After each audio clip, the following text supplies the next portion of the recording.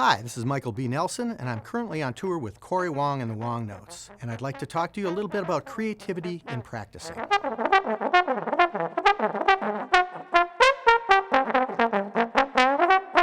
Everyone knows how important it is to practice your scales, work on your tone, work on your flexibility, and the different techniques that it takes to play a brass instrument. But one of the things that I've found is important for me is to also get some creativity into my practicing. And the way I do that is once I've worked on some of the real rudimentary things that I need to check on, make sure my pitch is good, my tone, and just warm up in general, I like to just kind of free-form improvise. And a lot of times I'll just stay in the key of B flat and just kind of play something funky. But other times I'll run through all 12 keys, just kind of playing each key for maybe 20 or 30 seconds, then move up a half step and improvise some more. I also, as I'm doing that, I try to work on some different techniques that I might be using in solos and in performance at a later time. It adds some, just some interest, because of course everybody knows scales, running scales and doing that sort of thing can be a little bit boring. So that's something I always try to work into my practice sessions. One of the things I like to do when I'm doing my free-form practice exercises is to work on different tonguing techniques. Everybody knows the legato tongue, and of course staccato. But there's also a jazz technique that allows the trombone to play faster, and that's called a doodle tongue, which is a double tongue where you tongue both the d and the l, doodle, doodle, doodle, doodle, like this.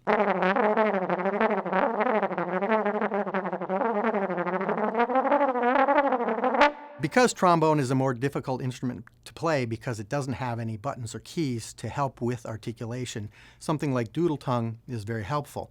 The other thing with trombone is to work with the breaks in the instrument. In combining the doodle tongue with the breaks, I can do a technique something like this.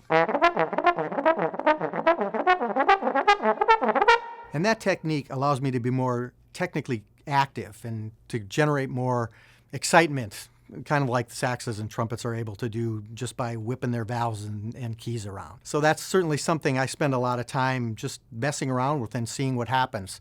I don't have a specific schedule I follow. I don't have a specific book. I listen to the music and I just kind of go with that, or I just kind of have fun playing on my own. Oftentimes I don't have anything to play with, like a band or even something like my iPod or listening to Spotify. So I'm just kind of on my own. And I really enjoy just creating and working through these techniques, but also just creating something new each time I do it.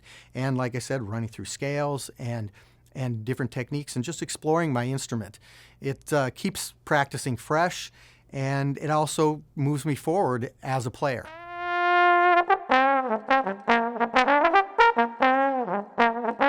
So I'm playing a Bach Stradivarius 16M. This is a 508 bore horn, and this is a horn I've played my entire career. I've played it as a lead trombonist with Doc Severinson's big band, toured the world with Prince playing this horn, and as I said, I'm currently touring with Cory Wong and the Wongnotes. It's a very versatile horn, small bore, it's bright, and I love the response of it. It allows me to play really edgy if I want to, but when I pull back, it's warm and has a wonderful sound. I personally own 3 of the 16Ms. I also have a 12, a 36, a 42B, and a 50. So I have a complete set that I've used on sessions and various different performances, depending on what it requires. But this is the horn that I play almost all the time. I'm playing today, and I'll be playing it with Cory Wong on tour.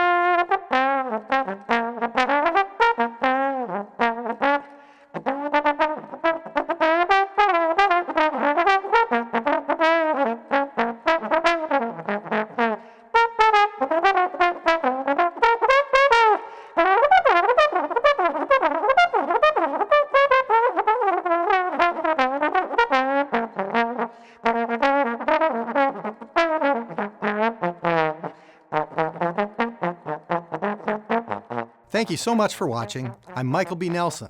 If you have any questions about the Bach 16M or any other brass instrument, please contact your Sweetwater sales engineer.